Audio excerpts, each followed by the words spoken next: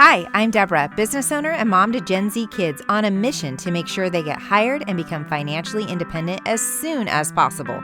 If you're a parent wanting to get your kids hired or a new job seeker desperately trying to get hired, this show is for you, and I am so glad you're here. Okay, everybody, welcome back to the show. So today I'm going to talk a little bit about a topic near and dear to my heart, and that is being an empty nester. 10 out of 10 recommend. I am absolutely enjoying it. Do I miss my kids? Of course I miss my kids. My husband and I talk about them all the time. But do we love waking up to a clean house where beds are made and there aren't dishes left in the sink and wet towels left on the floor? Yes. Yes, we enjoy that immensely. It's also nice to know that I don't have to really consider what I'm making for dinner. Of course, I consider my husband, but he contributes to that as well. But it's not like I have a ravenous teenager at home that I need to think about having like meat and potatoes and 3 other courses for. And my kids would say, Mom, you didn't make dinner every night anyway, which is very true because I hate cooking. But it is really freaking great to just go, hey, want to have charcuterie tonight? Yeah. Let's eat charcuterie. It's glorious. So it had me thinking, gosh, we're so enjoying this and we've so settled into this without any hiccups that we don't want it to end. And of course, we miss them and love them and can't wait to see them on breaks and holidays and all the things.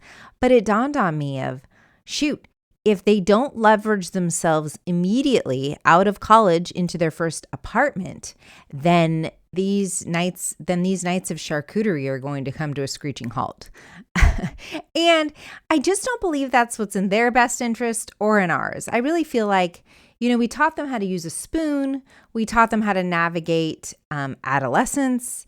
And now we really need to teach them to get launched into the next phase of life. Like I said, in their best interest and in ours. And I can't stress enough how critical it is that they learn skills of how to create a resume, how to create a cover letter, how to set up a LinkedIn, how to network, how to make sure that they are getting themselves out there with internships so that they do land and get a job so that they're able to leave from college and go get their first apartment with some roommates rather than coming home to live in their old bedroom or on your couch. I just don't feel like that's in anybody's best interest. Certainly not if you enjoy the freedom to prepare or to not prepare whatever you desire for dinner, including a tray of cured meats and aged cheeses, as I do. So that being said, I want to just reiterate, I talked about internships last week, but I want to be really clear. Even though many universities offer internship and career assistance programs, it's important to note that they're optional and they must be sought out by the student. So they're not part of the curriculum and they're not baked into the very expensive cake of higher education. As a result, most people graduate without ever learning how to secure a job. Remember, just because they're coming out as well-rounded critical thinkers, which is obviously important, they need to learn a clear path of how to launch into a successful career. And I just don't think that's being taught in higher education. And as I've mentioned before, there are certainly some majors that are more intentional about it. I have found that many business students typically have a pretty robust process of teaching them how to create a resume, but there's just lots of holes in the process. And it's frustrating, especially due to the absurd cost of higher education, that there isn't more time spent on this. So parents, I cannot stress enough, if any of this is resonating with you and you're like, yikes, I don't know if my kid can do a resume when they graduate, odds are they can't. So hence, which is why I'm doing this. I have skin in the game. I want these kids launched too. So I have created a free resource. I'm going to leave it in the show notes, which is literally the area that is in the description of the podcast. And it's going to be a link to a free resource that comes with a resume template, a cover letter template, and a tip sheet of common mistakes that first-time job seekers make. You can click on it, get the free templates, get the free checklist, and have your child attempt to do a resume and a cover letter and see what happens. Let me know how it goes. Please send me an email. Let me know. I'll put my email in the show notes too, so you can send comments to me there. But I can tell you, I'm in this with you. I have skin in the game immensely. So I just spent the morning working with my oldest with regards to applying to internships. And he had lots of questions and lots of unknowns. And gosh, how should I respond to this? And is my resume okay for this? And I mean, honestly, he would have to really be proactive to be going to his career center, and hopefully they would be helpful. I don't know how helpful they would be, to be honest, because I've seen some emails from them and I'm like, it's really not enough information. They don't know what they're doing with regards to navigating real life experiences. So I definitely did a lot of hand holding today, teaching him how to apply, what to do, how to tailor his resume to suit the internship offer. And, I think he was a little surprised and exhausted by the fact that has to be done for every single internship, because he's obviously applying to more than one. And, gosh, we're just hoping he gets one. But it's tough, and it requires a lot of time and concentration from me. And so I guess I realize this does not apply to all kids. I say all the time, I'm never speaking in absolutisms, because I have several friends that truly have superstar kids that require very little assistance. Those are unicorns. That is not the norm. You know who you are.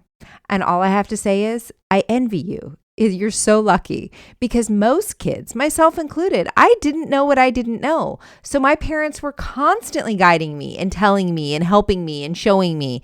So anyway, the point that I'm making is I'm putting tremendous time and effort into my kids in this process now, teaching them how to do it, because I have no faith that their higher institution is going to show them enough skills to bridge that gap to get them to that next step. And for me, it's pivotal, critical for my sanity, for their happiness, all of it. Okay, parents, anyone that's been to college knows that a degree is for many industries necessary and for many not. And also a degree is filled with a bunch of minutia that is worthless. And it's more of you showed that you could dedicate yourself to something for 4 years and you completed it. Go you. However, I'm sure many of you would admit that the schools that you may have gotten into 25, 30 years ago, you likely wouldn't get into now, because it's such a different world and it's so much more competitive and crazy out there. And I read article after article about how Gen Z is so frowned upon in the workforce. Nobody wants to hire them. They don't even want to look at their resumes. And it's frightening, because somebody has to hire these kids. Somebody has to take them under their wing. So I just feel like it's really important to make sure that they are as prepared as possible to leverage themselves into a position, so that you're not showing up to them at their interview.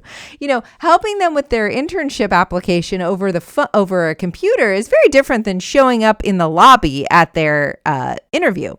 Yeah, not recommended. But needless to say, nobody wants to hire this generation. And, we hear that every generation, that, oh, this generation is never going to make it, blah, blah, blah. But this one especially, I don't know what it is about this one, but they are going to have an uphill battle. So it's my goal and my hope to help them bridge that gap as much as possible, so that they get launched and hired and become financially independent sooner than later. So if any of this appeals to you, please share it with your friends. I try to keep the show short, because again, this content is not riveting by any means, but I'm just trying to give some actionable tips each week that hopefully help you, that you can think about, that make you maybe want to apply to your own children, or at the very least, you just find comfort and solidarity knowing we're all in this together. I have some exciting things coming up this month that I can't wait to share with you. None I can reveal yet, but some very exciting things coming down the pipeline. So definitely be sure to tune in and take a look in the show notes for that free resource that I'm going to link for you, as well as I will put my email in there. If you have any questions or comments, don't hesitate to reach out. And I hope you have a great week.